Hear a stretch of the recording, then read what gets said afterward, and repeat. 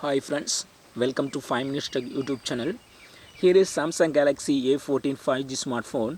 In this video, you will learn how to change call vibration pattern in your phone Samsung Galaxy A14 5G.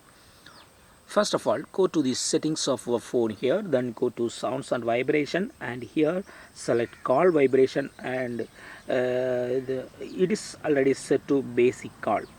While getting your incoming call, you will see some vibration, you will experience some vibration that is called as set to as of now basic call.